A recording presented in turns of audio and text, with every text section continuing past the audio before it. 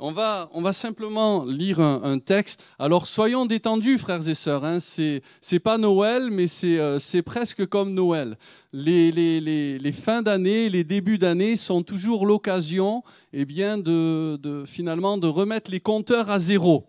Je ne sais pas si vous aimez mettre les compteurs à zéro, c'est aussi le temps des bonnes résolutions, alléluia. Et donc vous avez bien fait de venir ce soir et c'est une bonne résolution de commencer l'année dans la communion fraternelle. Gloire à Dieu, parce que c'est là que Dieu envoie la bénédiction et la vie pour l'éternité. Amen. Alors on va lire quelques textes, si vous voulez bien, dans le livre de l'Ecclésiaste, par exemple, au chapitre 3. C'est un texte qui parle au verset 1er, qui parle du temps qui passe. Et donc le temps passe vite, mais la Bible dit qu'il y a un temps pour tout. Il y a un temps pour toutes choses sous les cieux. Un temps pour naître et un temps pour mourir. Et on vient de le voir dans ce sketch humoristique, mais c'est quand même une réalité spirituelle. Il y a un temps pour naître et il y a un temps pour mourir. Et la Bible dit qu'après la mort, vient le jugement. Et c'est pour ça qu'il faut être prêt. Et on a vécu cela, nous, ces derniers temps. On a Mamie Weber qui est allée dans la gloire. Et puis, dans le même temps, on a Isaac qui est arrivé. Il y a un temps pour planter, un temps pour arracher ce qui a été planté, un temps pour tuer. Il n'y a pas un temps toujours pour des bonnes choses. Hein. La Bible dit qu'il y a parfois le mauvais jour. Un temps pour guérir, un temps pour abattre, un temps pour bâtir, un temps pour pleurer et un temps pour rire. Cette année, sans doute, qu'il y a eu sur votre visage des larmes qui ont coulé. Oui. Vous savez que ce n'est pas un péché de pleurer. Allô ? Ça arrive à tout le monde, même au plus fort. La Bible dit que Jésus pleura et l'Écriture dit qu'il a pleuré à 3 reprises. Il y a des choses parfois qui nous déchirent le cœur. Il y a des deuils, il y a eu le deuil. On se réjouit lorsqu'il y a la naissance. Il y a un temps pour naître, il y a un temps pour mourir. Il y a des temps et temps de situations qui parfois nous font pleurer. Jésus a pleuré à 3 reprises. La parole de Dieu nous dit qu'il a pleuré sur Jérusalem. Il a pleuré en voyant l'endurcissement parce que Jérusalem n'a pas connu le temps où il a été visité. N'est-ce pas aussi pour nous parfois un sujet de pleurs, de larmes, de voir des croyants plutôt des membres de nos familles qui ne reconnaissent pas Jésus? C'est un temps aussi de larmes à cause de l'endurcissement des cœurs qui sont là. Et il y a des larmes parfois aussi parce qu'on sert le Seigneur. L'apôtre Paul disait de Timothée, « Je me souviens continuellement de tes larmes, je me souviens continuellement de toi dans mes prières et je me souviens de tes larmes et de ta foi sincère. » Jésus a pleuré aussi devant le tombeau de Lazare. Ce n'était pas seulement à cause du deuil, mais c'était peut-être aussi et surtout à cause de l'incrédulité des gens qui étaient là. La parole de Dieu nous dit que Jésus a pleuré. C'est le verset le plus court de toute la parole de Dieu. Il a pleuré, mais il savait ce qu'il allait faire, alléluia. Il allait ressusciter le mort, amen. Il y a parfois de l'incrédulité qui est là dans les cœurs et ça fait pleurer aussi parce que Jésus dira, ne t'ai-je pas dit que si tu crois, tu verras la gloire de Dieu. Alléluia. Jésus a pleuré et une des raisons pour laquelle il comprend les larmes des uns et des autres, c'est parce que lui-même a pleuré. Mais parfois il disait aussi, pourquoi pleures-tu? Ou parfois il disait, ne pleure pas. Et il a rendu bien souvent la joie là où il y avait les larmes. Lorsque la veuve de Naïn pleurait, elle pleurait toutes les larmes sans doute de son corps. Elle pleurait son fils, un jeune homme. La vie a rencontré la mort et la Bible dit que Jésus a ressuscité son enfant. Jésus a pleuré aussi à Gethsémanée. Il a pleuré là, devant la croix qui allait l'attendre, mais il a pleuré aussi. La Bible dit qu'il a été exaucé à cause de sa piété, mais il a intercédé avec de grands cris et avec des larmes. Et la vie même chrétienne n'est pas exempte de larmes. Mais gloire à Dieu, celui qui sème avec larmes moissonnera avec des chants d'allégresse. Amen.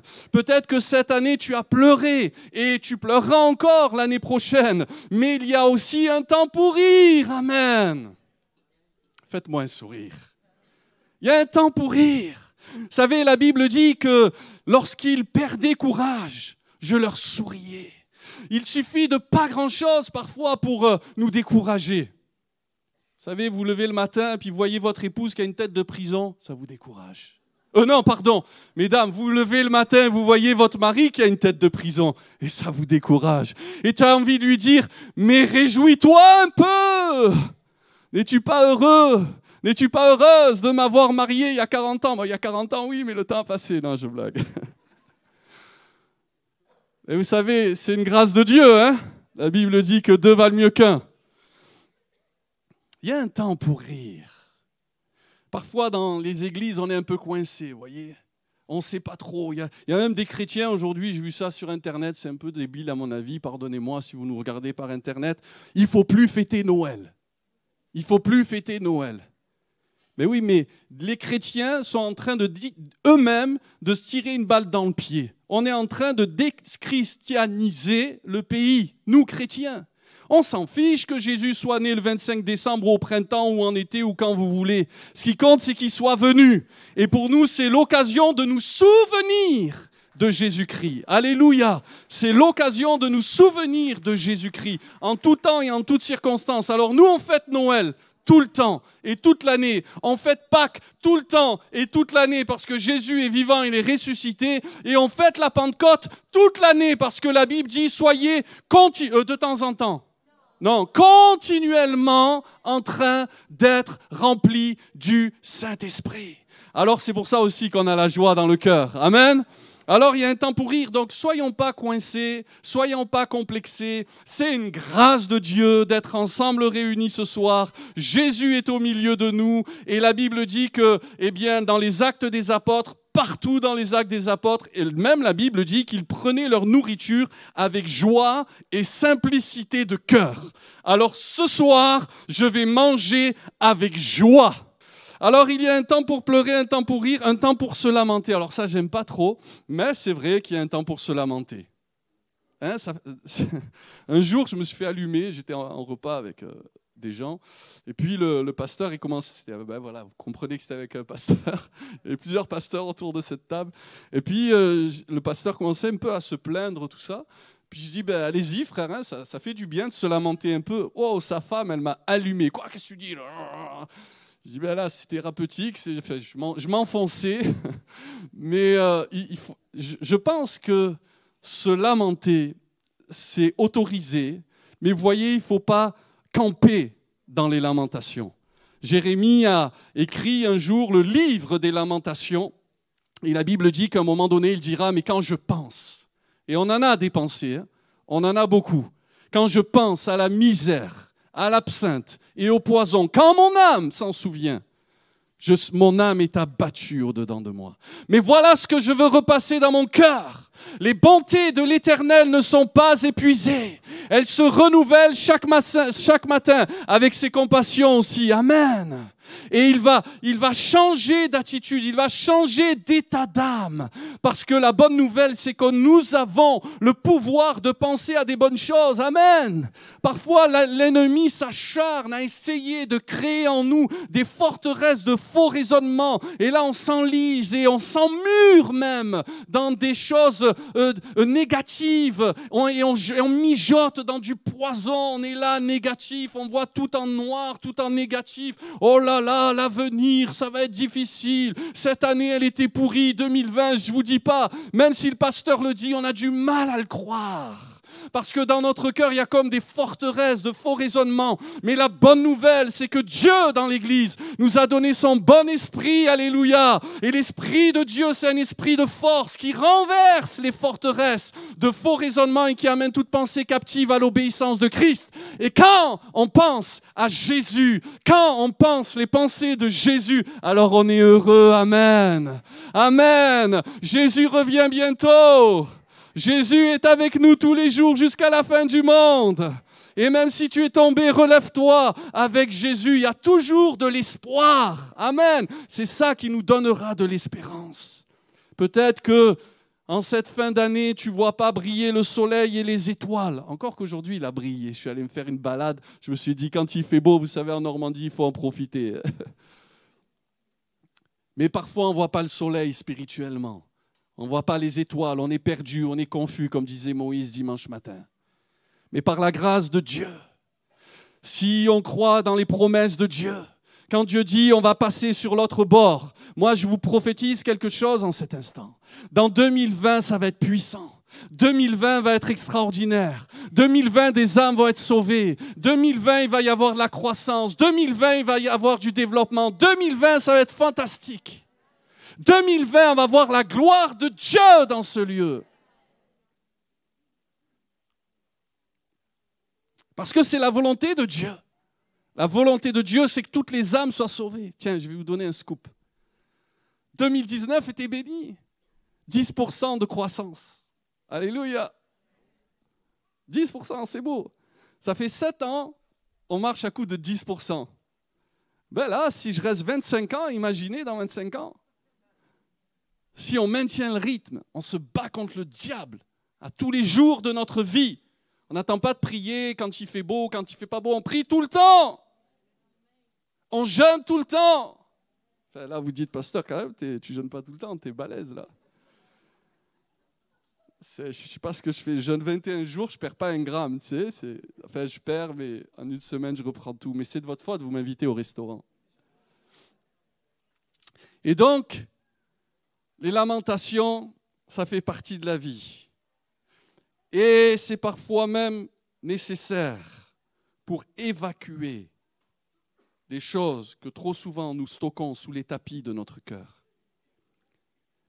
Parfois, on demande aux gens, est-ce que ça va ? Oui, ça va. Et ce n'est pas vrai. Il y a des choses qui sont là dans certains tiroirs, au fond des tiroirs, sous le tapis. On ne veut pas le dire. Eh bien, il faut dire. Qu'Israël le dise. C'est assez. Il y a des moments dans nos vies, il faut dire ça suffit. J'ai assez subi. J'ai le droit de dire que ça ne va pas. Mais en même temps, la Bible dit qu'il y a un temps pour danser. Alors, je vais inviter David Weber non, je blague, à nous faire une démonstration de danse.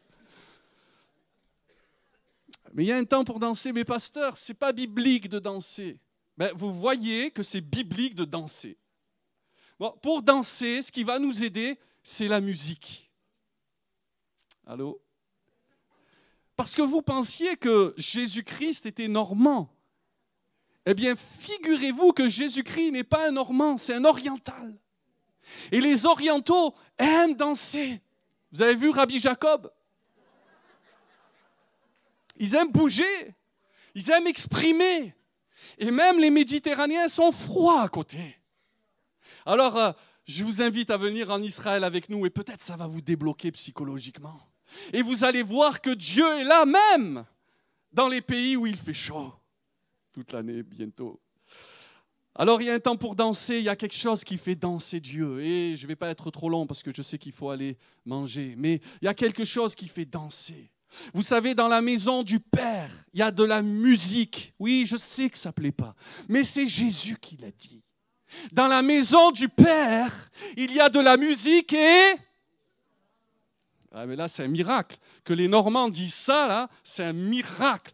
Dans la maison du Père, allez, dites-le, même si ça vous fait mal, frères et sœurs, culturellement, c'est la Bible. On est acculturés puisqu'on est des gens bibliques. Là, la Bible dit que dans la maison du Père, il y a de la musique et des... Ouais. Imaginez un jour, les gens rentrent dans notre église, ciel ouvert, et puis ils se disent, ben, qu'est-ce qu'il y a là ? Il y a trop d'Africains, peut-être ? Non ! Il y a trop du Saint-Esprit. Il y a trop d'âmes sauvées. Il y a trop de la gloire de Dieu. Il y a trop de la présence de Dieu. Alors, je ne sais pas comment faire. La Bible dit qu'il faut redevenir comme des petits-enfants si on veut rentrer dans le royaume de Dieu. Alors, on va bouger un peu. On va, même si ça fait mal, il faut mettre un peu d'huile. Hein. Il y a quelqu'un qui est le couple amoureux. Derrière moi, j'ai entendu une voix qui dit « Il manque d'huile ». Il y a un temps pour se lamenter, il y a un temps pour danser. Ce que je voulais dire, c'est que ce qui fait danser Dieu, et ce qui fait danser les anges, et ce qui fait danser les enfants de Dieu, c'est les âmes qui sont sauvées. Frères et sœurs, prions pour avoir une église de croissance, une église de développement, que nos réunions d'évangélisation dans 4 matins soient pleines. Merci Seigneur pour le culte plein qui a bien grandi ces derniers temps, mais nous voulons voir des réunions d'évangélisation pleines. Nous voulons voir des réunions de prière pleines. Alléluia! Ya, rasakanda la maya. Oh, yes, pasteur! Il y a un temps pour lancer des pierres et un temps pour ramasser des pierres. Si tu as envie de lancer des pierres, ramasse-les. Arrête. Vous savez, des fois, on a envie de juger, on a envie de condamner. Jésus n'a pas lancé la pierre. Jésus n'a pas jugé la femme adultère. Jésus n'a pas critiqué, Jésus n'a pas fait tout ça. Jésus est venu défendre l'adultère et le pauvre. Amen. Il y a un temps pour embrasser. Alléluia. Ouais. Puis il y a un temps pour s'en éloigner. Ouais. La nuit, au moins, il faut dormir quand même. Il y a un temps pour chercher. Il y a un temps pour perdre. J'avance. Il y a un temps pour garder. Il y a un temps pour jeter. Un temps pour déchirer. Un temps pour coudre. Un temps pour se taire. Il va bien falloir le faire. Et un temps pour parler aussi. C'est vrai que d'être tout le temps avec quelqu'un qui ne parle pas, c'est pénible. Non? Tu vas dire, mais parle un peu. Qu'est-ce que tu voulais dire avant de parler? Et puis il y a des gens qui parlent tout le temps. Je ne sais pas si c'est pas pire. La Bible dit que celui qui parle beaucoup ne manque pas de péché, que Dieu nous aide. Hein. Il y a les péchés de la langue. Que Dieu nous aide cette année. Il y a un temps pour tout à parler comme Dieu veut qu'on parle. Que Dieu puisse mettre dans nos bouches sa parole. La Bible dit, si tu sépares ce qui est vil de ce qui est précieux, ma bouche sera comme ta bouche. Ça, c'est la prière. Et priez pour moi, afin que quand on prêche l'Évangile chaque semaine, régulièrement, même tous les jours, je prêche maintenant, mais prions pour que notre parole, notre langue soit exercée et que notre langue, parce qu'on écoute le Seigneur, soit exercée pour redresser, pour encourager, pour faire du bien. Mais avant cela, pour parler et faire du bien et encourager, parce qu'avec les paroles, on peut donner la vie et on peut tuer, eh bien, on a besoin aussi d'apprendre à écouter le Seigneur. Il y a un temps pour aimer et il y a un temps pour haïr. Alors nous ne voulons pas haïr, nous voulons aimer tout le temps. Amen. Nous voulons aimer, la Bible dit, même nos ennemis. Gloire à Dieu. Il y a un temps pour la guerre et un temps pour la paix. Et quel avantage celui qui travaille retire-t-il de sa peine? J'ai vu à quelle occupation Dieu soumet les fils de l'homme. Il fait toutes choses bonnes. Yes. Et ça, c'est important. Dieu a un temps pour tout. Il y a un temps pour tout.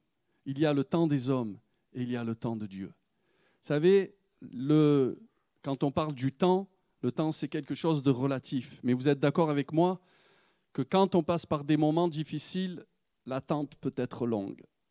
Mais quand on passe par des moments bénis, c'est toujours trop court. Ça va toujours trop vite. Et il faut faire attention, il faut toujours comprendre. Il faut comprendre ceci, c'est que Dieu est intemporel. Il est dit ici, même il a mis dans leur cœur la pensée de l'éternité. Il a mis dans leur cœur la pensée de l'éternité. Il y a le temps de Dieu et il y a le temps des hommes. Et Dieu agit toujours dans son temps, dans son horloge. Et le drame des uns et des autres, c'est que parfois on veut accélérer les choses de Dieu. On veut aller plus vite que Dieu. Parfois on est en retard sur Dieu. Parfois Dieu est là-bas et nous on est encore là. Et Dieu nous dit, allez vite, vite, vite, dépêche-toi. Et parfois Dieu nous fait attendre. Et lorsque Dieu nous dit, tu restes là, tu bouges pas, tu attends 7 jours, je relisais cela. Dieu avait dit à Saül, tu vas attendre 7 jours. Et parce qu'il n'a pas été patient, l'amour est patient. Parfois les jeunes aujourd'hui, ils brûlent de désir. Au lieu d'attendre le temps de Dieu. Parce que leurs hormones, parce que ceci, parce que cela, on va vite, vite, vite, vite. Et on se souille, on se salit, on n'attend pas le temps de Dieu, on n'attend pas le plan de Dieu. Et on se fabrique des plans. Et c'est l'histoire d'Abraham, c'est l'histoire d'Agar. Ils ont voulu aider Dieu, ils ont voulu aller plus vite que Dieu. Mais parce qu'ils n'ont pas su attendre la promesse de Dieu, ils sont entrés dans des difficultés et des promesses. Dieu est éternel. Dieu est hors du temps. Alors nous, on voit le temps, on voit les choses qui se passent, mais t'inquiète pas, continue de faire confiance à Dieu. Dieu est fidèle. Alléluia. Dieu est fidèle. Je ne sais pas si tu as donné ton cœur au Seigneur. Il y a des jeunes ici. Il y a peut-être des gens qui n'ont pas donné leur cœur au Seigneur. Il y a quelque chose en nous, ça s'appelle la pensée de l'éternité. Dieu l'a placé en nous. Nous savons qu'après la mort, eh bien, nous serons devant le Seigneur. Nous pensons à l'éternité. Ça sera beau l'éternité. Ça sera glorieux l'éternité.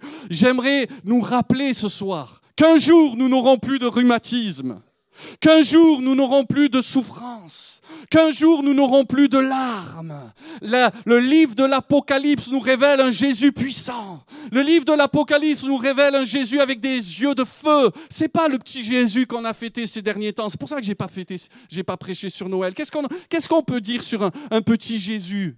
Jésus n'est pas petit. Alléluia. Jésus est grand. Jésus est vivant. Jésus est ressuscité. Alléluia. Et lorsque l'apôtre Jean l'a vu, il est hors du temps, il est puissant. Il est tombé à genoux. Et il a ouvert le voile sur l'éternité, sur l'Apocalypse, sur la fin des temps. Il y a des choses extraordinaires à venir. Et un jour, peut-être plus vite que ce que nous le pensons, parce que le psaume 90 dit que nous passons vite. Vite, vite, vite. Les vieux qui ont 90 ans, ils vous diront « ça passe vite, pasteur ». Le temps, nous passons vite. Un jour, nous allons nous retrouver devant le Seigneur. Et il y a la pensée de l'éternité qui est là, qui frappe dans ton cœur. Est-ce que tu es prêt? Est-ce que tu penses à l'éternité? Est-ce que tu penses à faire la paix avec le Seigneur? Est-ce que tu penses? Est-ce que tu vis comme si peut-être tu devais te retrouver devant le Seigneur ce soir? Vous savez, on a eu ces derniers temps, et Laurence, elle est là ce soir. Elle a eu un infarctus. Ça fait drôle, hein? Elle a eu le baptême de l'air. Elle a pris l'hélicoptère pour aller de Pont-de-Mer au Havre. Mais gloire à Dieu, elle est là. Vincent, notre frère Vincent. Vincent, il devait venir au culte. Il s'est retrouvé au CHU, infarctus. Il y a quelques années de cela, je ne sais plus, 1 an ou 2 ans, on avait un jeune homme qui était là. Je me rappelle, le dimanche matin, je le vois encore au 1er ou 2e rang. Je prêche le dimanche matin, la semaine d'après, le dimanche d'après. Il perdait la vie. Un gars de 20 ans. L'éternité est à notre porte. Et c'est pour ça, comme on l'a dit tout à l'heure, aujourd'hui, Dieu, c'est le Dieu de maintenant. Ce n'est pas le Dieu d'hier ou de demain, c'est le Dieu de maintenant. Il est hors du temps. Et il a mis en toi cette pensée de l'éternité. Tu peux la faire taire, cette pensée. Tu peux essayer de noyer tout ça et de dire ça n'existe pas, on verra plus tard. C'est maintenant. Aujourd'hui, c'est le jour du salut, que le nom du Seigneur soit béni. Amen. Bien que l'homme ne puisse pas saisir l'œuvre que Dieu fait du commencement jusqu'à la fin. Vous me permettez de finir? Bon, de toute manière, je finis. C'est important. Vous savez pourquoi? C'est important de parler du temps. Parce que la Bible dit « Enseigne-moi à bien compter mes jours ». Certains d'entre nous, on perd notre temps à jouer à je ne sais pas quel jeu bidon là, sur les écrans. Ça ne sert à rien. C'est du temps perdu, ça vous bouffe le cerveau, c'est tout ce que ça fait. C'est du temps perdu, les loisirs. Vous allez dire, pasteur, t'es dur. Je vous dis, c'est du temps perdu. On peut se fatiguer à trop de loisirs. Ce qui nous fatiguera jamais, c'est de racheter le temps. Comment est-ce qu'on peut racheter le temps? Prie. Prie tous les jours. Prie continuellement. Yes, pasteur. Il y a plein de trucs qui nous bouffent la vie. Et c'est important de ne pas perdre notre temps. C'est important de maximiser le temps qui passe. Moi, j'ai 43 ans. Je me dis, mais 43 ans. Je suis jeune. Merci, ça me fait du bien. Mais que de temps perdu à procrastiner. C'est quoi ça veut dire quoi, la procrastination? Ça veut dire je suis là puis je tourne en rond. Que de temps perdu. Israël, 40 ans dans le désert, a tourné en rond à cause de son incrédulité, de ses murmures. J'ai envie de dire des fois à des chrétiens, pardonnez-moi, des fois on me dit, pasteur, tu es trop direct. Mais si ça peut vous mettre un peu de circulation dans le sang pour vous dire arrête, arrête de procrastiner, de tourner en rond, de murmurer, de te plaindre. Dieu a un pays excellent. Dieu a des promesses merveilleuses pour toi. Il a prévu la guérison, il a prévu la santé, il a prévu la bénédiction. Et même un mot que j'aime bien parce que c'est un mot biblique. Je souhaite que tu prospères à tous égards. Alléluia. Dieu veut ton bonheur. Yes, pasteur.